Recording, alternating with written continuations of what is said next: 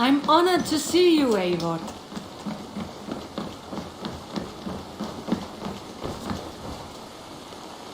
Eivor? Swanborough, No. Gods, no. Don't say it, please, Eivor. Don't say it. I am sorry. Oh! My own one. No. My poor swan. Oh, gods.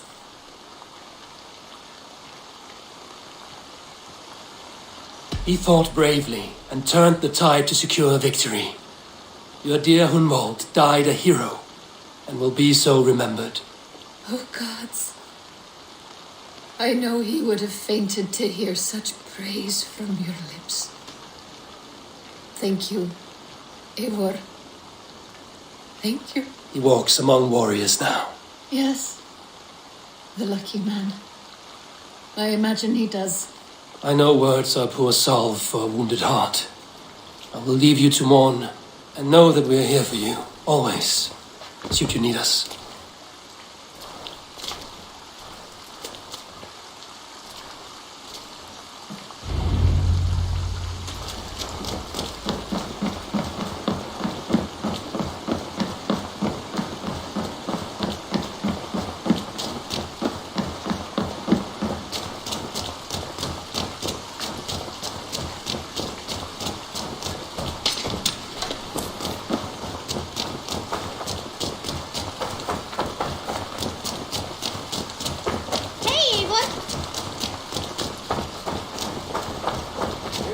There you are. I have something for you. A message. Quite strange.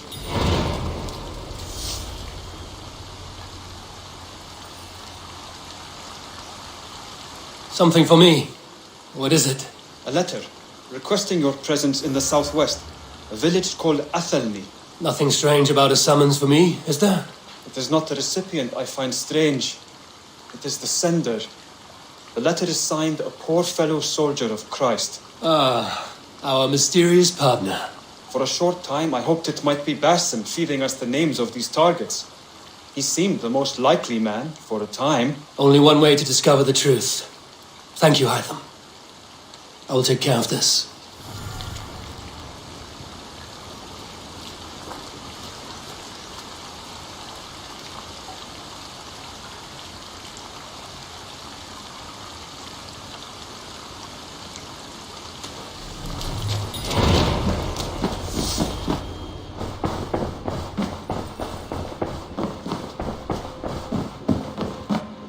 You look well. Hamptonshire has fallen, and with it the kingdom of Wessex. But the cost was great. Maybe too great for all we gained. Rest then. You have earned it. On the backs of so many. Time will tell if it was worth it.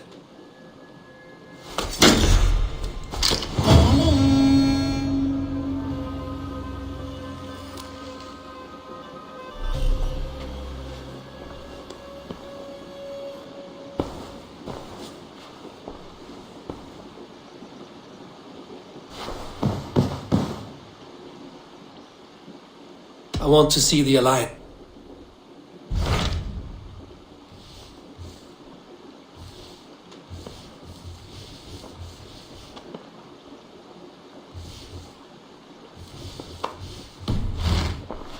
I have changed my mind.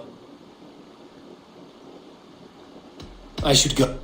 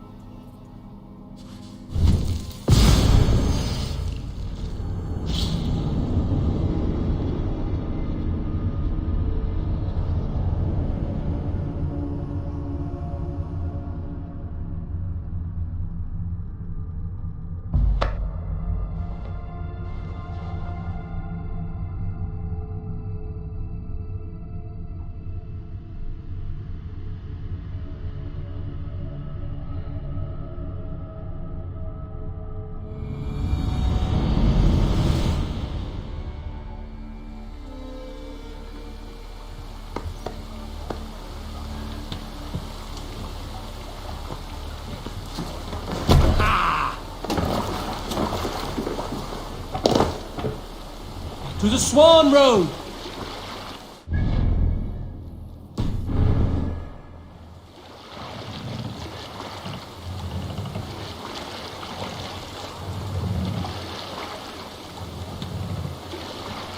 Let the sail out!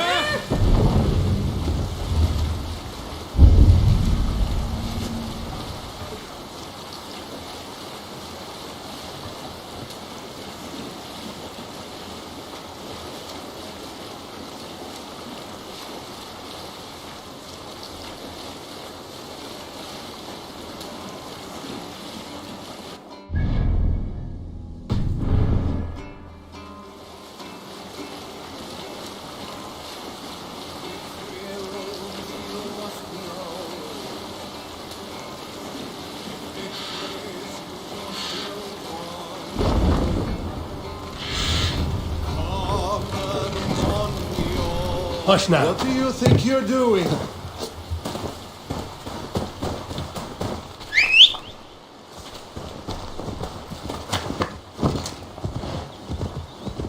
Go!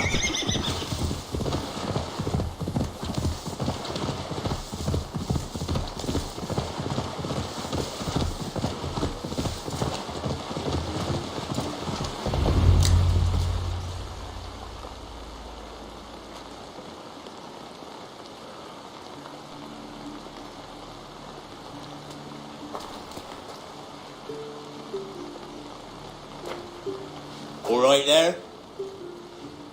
Yes, hello. I do not mean to intrude, but I am looking for someone. And who would that be then? I do not know exactly. Well, that'd be why you ain't found him. But you're free to pass the time just here if you like. Thank you.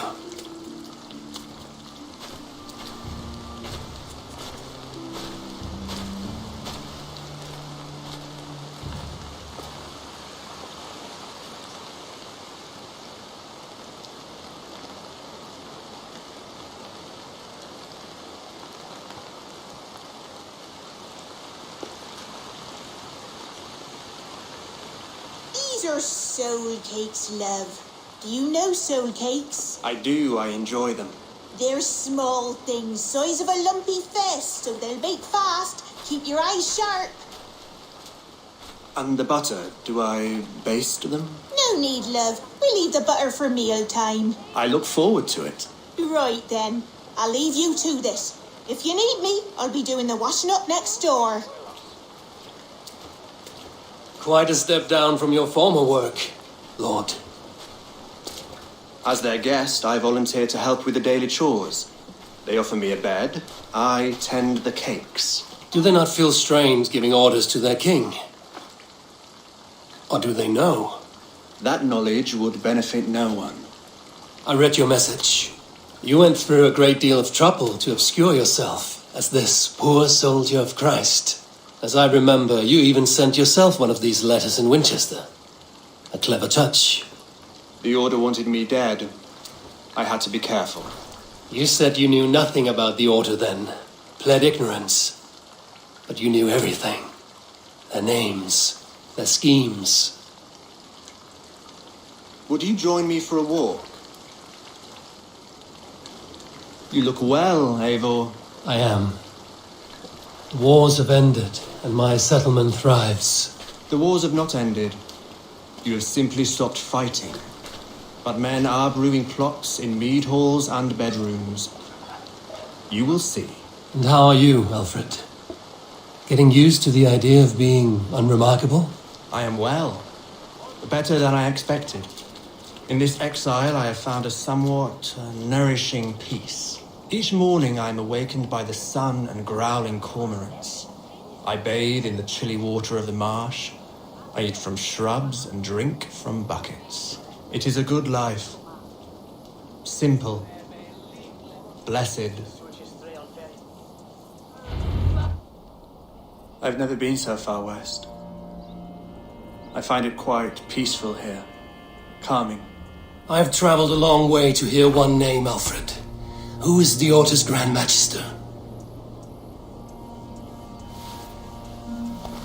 Tell your shadowy friends that England is swept clean. Your work is done. You? Grand Magister was not a title I desired. It passed to me on the death of my brother, from my father before him. Defilers of God's majesty and grandeur. I was their master, and I loathed them. With Goodwin, I set a plan in motion to destroy the Order from within. But my troubles with the Danes delayed that plan. But your trouble with this Dane is what led to their demise. You are Norse, are you not? You have a good ear. I owe you my thanks, Abel. For that, I give you this, the key to my study, that you may better understand the good you have done. With the Order all but destroyed, you have made room for a greater idea, one to take its place, a universal divine order, inspired by God for the betterment of man. With a poor fellow soldier at its head. You have saved England, whether or not that was your intent. Now let England save you. England is no more, Lord. You are the last of her kings, and yet you have no kingdom. Look around you. God's works are wondrous. They cannot be ignored, nor resisted. In time, all those who accept God will flourish, and all those who defy him will fall away. Should you remain in England, you too will one day be her subject. Oh, bloody crumbs! The cakes are burnt! Where is that man? Young man, where have you gone? Damn. That may have earned me a night of washing linens. I do not know if we shall meet again, Eivor. God willing we will, as one lord to another, perhaps. I'm coming, my lady. I'm here.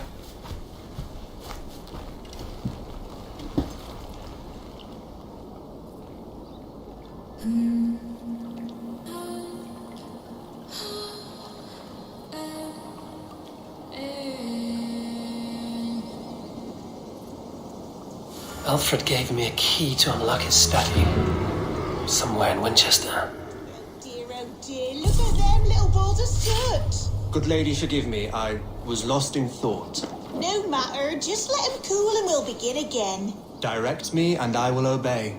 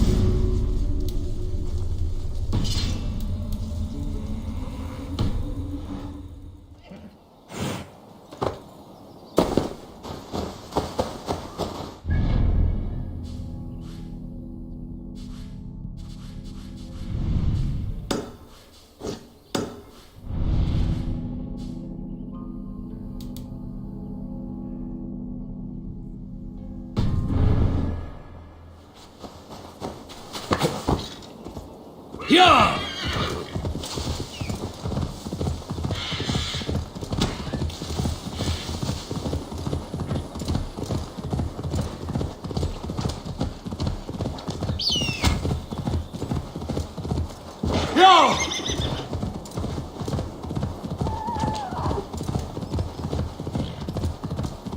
I should talk to Hytham about my next targets.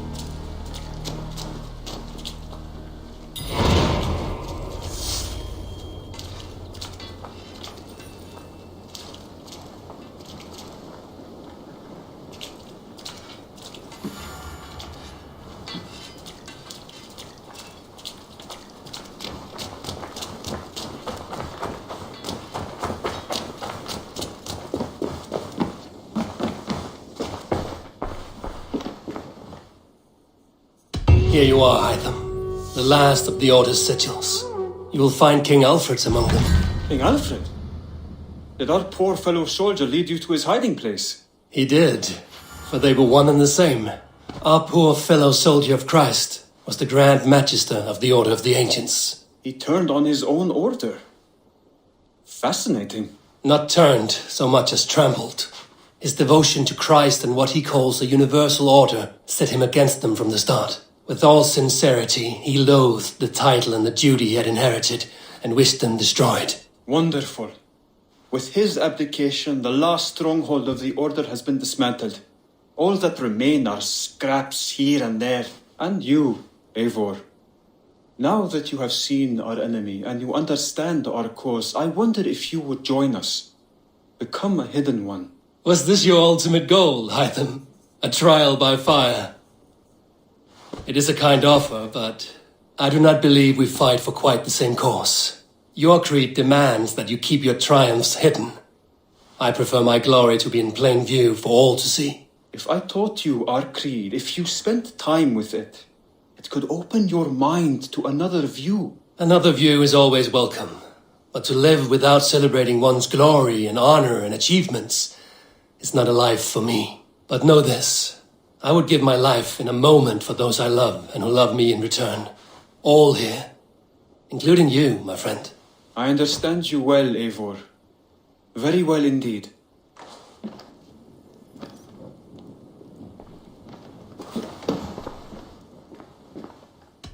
Then go in peace.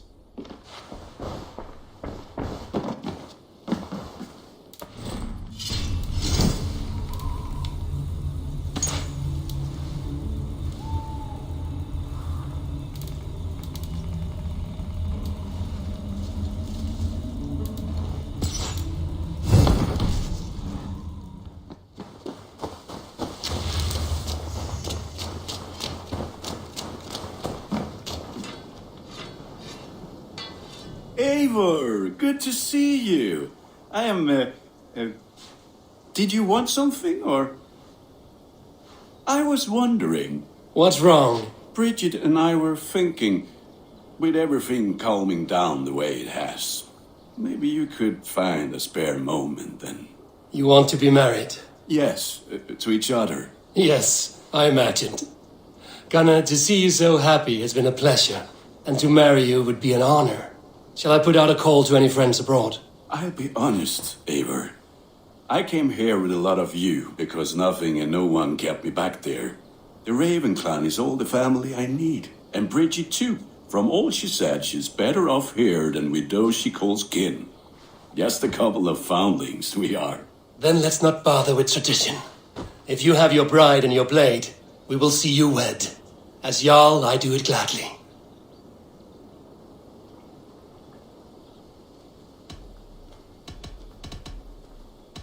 About you and Bridget, when do you wish to be wed? The sooner I can make her my wife, the happier I will be. But we are fine to wait until everything has settled here. Enough waiting. Cool your forge and cover your anvil. Let's get you married. Wonderful. Shall we gather everyone? Gather your wife and your courage. I will bring the people together.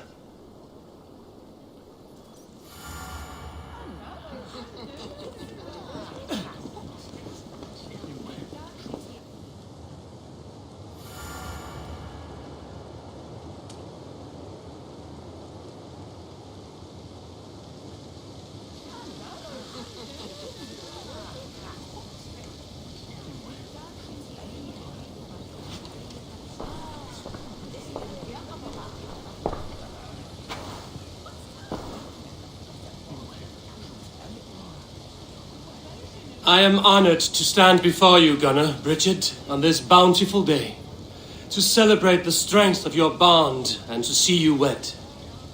I am in witness of a love that inspires and empowers. I invite you now to speak your vows. To you, my darling Bridget, I offer this blade, forged in flames that burn as brightly as my heart does for you.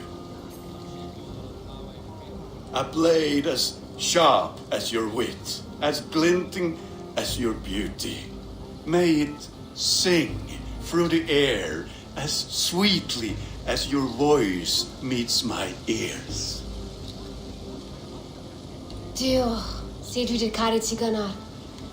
Dwi'n efo am lwcus bod I wedi dod o hyd o ti yng nghariad.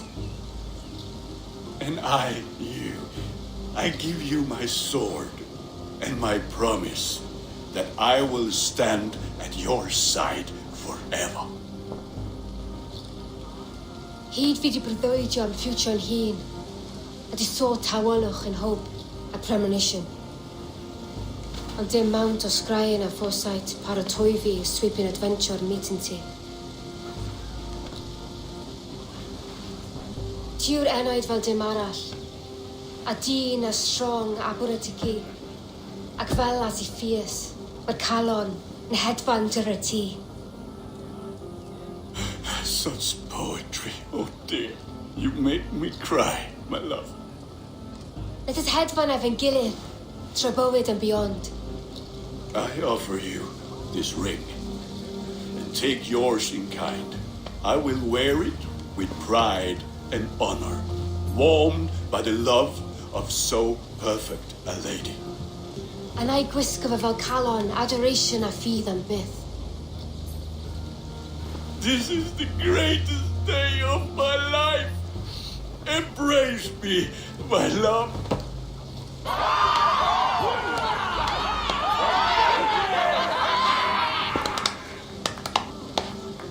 With our couple now bonded in matrimony, now we drink.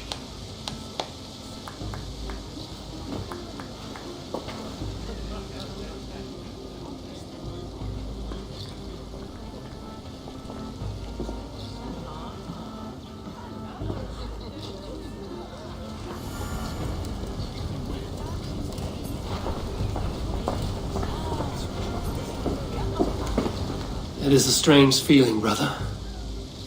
Weddings are the beginning of something, but this feels like something of an end. The first happy union in our home. We have matured into something greater. So yes, a beginning and an end, I think.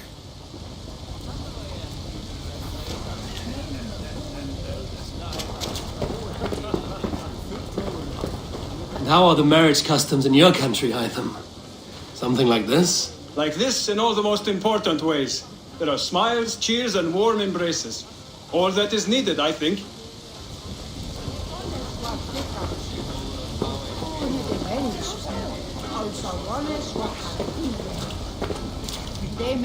Gunnar, you old trout.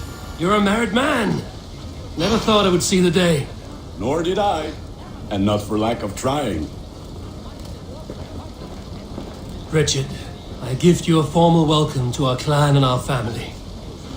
You are a fine addition to Gunnar's life and to ours. Diolch Evior. I couldn't be more happy to Boma.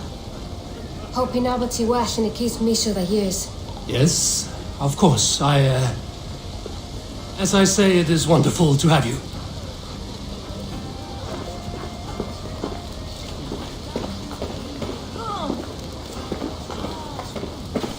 Alvis, I'm surprised you did not serenade the bride and groom with a verse or two. Oh, I wished to, I did. But all that came to me were insults and jibes. Another time, I think.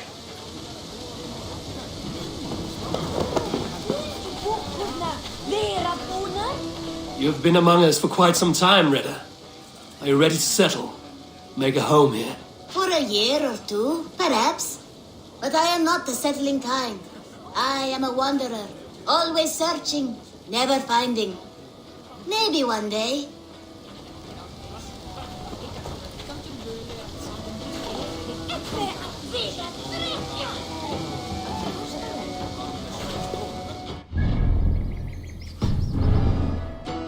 Randvi, saw you looking a little lonely. Thought I might come and join you. How nice. Are you enjoying yourself? I am. I never thought I would see gruff old Gunnar so enraptured by a woman. Enraptured by anything, for that matter. He's a hard one to read, but I am pleased for him, and for this day of rest and respite. After everything, a few days of feasting will do the people some good. They need this. They do. Will you walk with me? Anywhere. Lead on. Something has been on my mind for some time. I am no seer, but I foresaw this day long ago. Not Gunnar's marriage, but our situation. Our success. How do you mean our success? I mean to say that I saw our settlement flourishing, through our victories in war and in diplomacy. And from the day we set out from Norway, I knew that you would make a fitter leader than Sigurd. It was never in his character to lead. It was always within yours. I see. Do you? You might have warned me. You would not have listened. Fair. I do hope you see it now, in all that you have done for us. Randvi, you and the people here have done more for me than I could ever repay. I am honored by your faith in me, and your confidence. As I am honored by your friendship. And I by yours.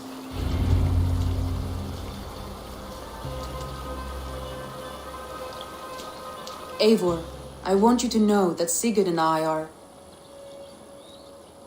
We are severing the bonds of our marriage.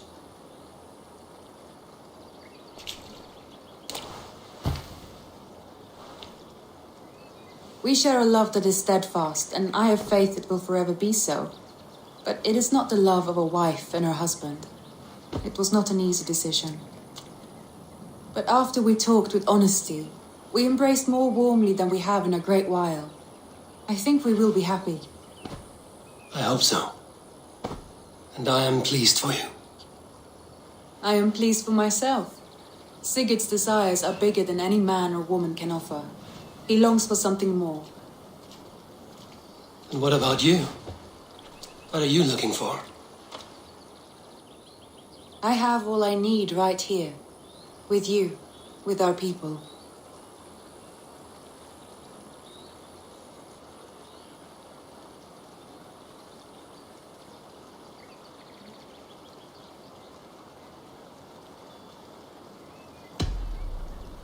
I want to say, Randvi, I love you, and I have for some time. I did not pursue it, not wanting to betray my brother's trust. But that does not mean I did not desire it. Does that surprise you?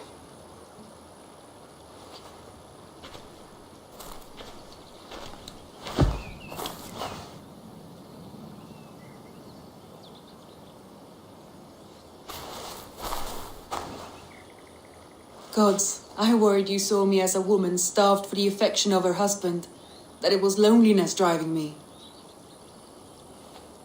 But it was you, Eivor. Only you. Everything you are, everything you will become. Randvi, without you I would have lost my way 1,000 times.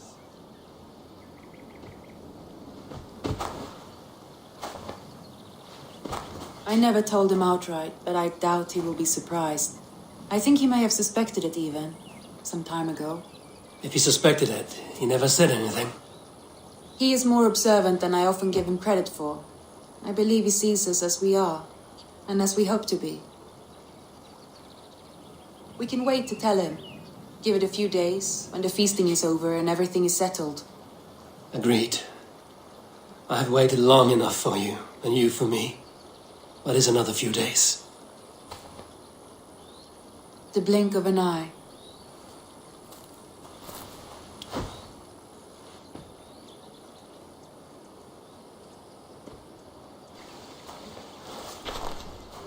Shall we find our way back to the wedding? Bridget might give another speech. We must not miss that. About that, I have not understood a single word of hers since Gloucestershire. Really? I find she speaks beautifully. With poetry, even. Are you kidding? Am I? Come, we should go.